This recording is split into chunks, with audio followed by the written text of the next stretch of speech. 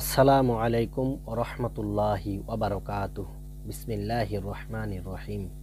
Hello viewers, welcome to Al Islam Shifa homeo. আমি doctor Rabiul Islam আপনাদের সামনে উপস্থিত হয়েছি যৌন দুর্বলতার এক গুরুত্বপূর্ণ বিষয় নিয়ে। তাই যারা এই বিষয়টি জানতে চান ভিডিওটি সম্পূর্ণ দেখুন, আর যারা আমার ভিডিওটি প্রথম দেখছেন এখনও চ্যানেলটি সাবস্ক্রাইব করেন নাই, ভিডিওর নিচে সাবস্ক্রাইব বাটনে ক্লিক করে চ্যানেলটি অবশ্যই সাবস্ক্রাইব করে নেবেন, আর বেল আইকন বাটনে ক্লিক করে অল নোটিফিকেশন অন করে দিবেন। তাহলে আমি যখনই ভিডিও আপলোড করব সঙ্গে সঙ্গে আপনি তার নোটিফিকেশনটি পেয়ে যাবেন।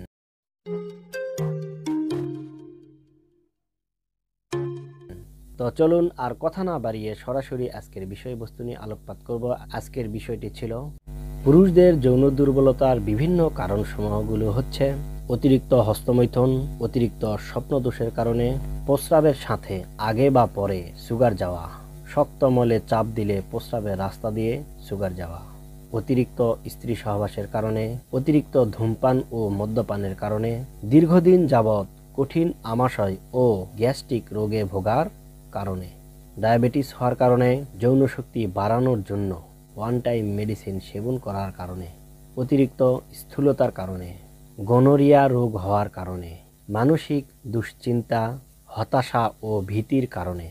আজকের আলোচনায় যেই মেডিসিনটি নিয়ে আলোচনা করব, সেই মেডিসিনটির লক্ষণসমূহ যদি আপনার সমস্যার সঙ্গে মিলে যায় তাহলে সেই মেডিসিনটি গ্রহণ করবেন, অন্যথায় সেই মেডিসিনটি গ্রহণ করবেন না।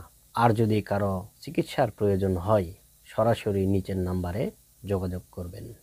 3 নম্বর পর্বে যে মেডিসিনটি নিয়ে আলোচনা করব তা হচ্ছে অশ্বগন্ধা মাদার টিংচার। এই মেডিসিনটির প্রধান লক্ষণগুলি হচ্ছে অশ্বগন্ধা পুরুষদের প্রজনন ক্ষমতা বাড়ায়, মানসিক ও শারীরিক দুর্বলতা রোধ করে, পুরুষদের লিঙ্গ উচ্ছ্রিত হওয়ার সমস্যা বা লিঙ্গ দাঁড়ানোর সমস্যা দূর করে। নিয়মিত অশ্বগন্ধা সেবনের ফলে পুরুষদের যৌন ইচ্ছা ও শক্তি বাড়ায়।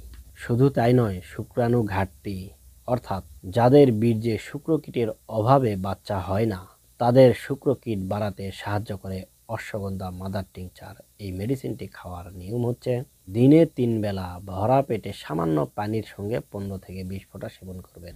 সম্মানিত ভিউয়ার্স, আশা করি ভিডিওটি ভালো লেগেছে, আর ভিডিওটি ভালো লেগে থাকলে ভিডিওটি লাইক ও শেয়ার করবেন, আর চ্যানেলটিকে সাবস্ক্রাইব করতে ভুলবেন না। আমি আবারও আপনাদের সামনে উপস্থিত হব ইনশা আল্লাহু তাআলা অন্য কোনো ভিডিওতে। সেই সময় পর্যন্ত আপনারা সুস্থ ও ভালো থাকুন, এই আশা ব্যক্ত করে আজ আমি আপনাদের কাছ থেকে বিদায় নিচ্ছি। আসসালামু আলাইকুম ওয়া রাহমাতুল্লাহি ওয়া বারাকাতুহু।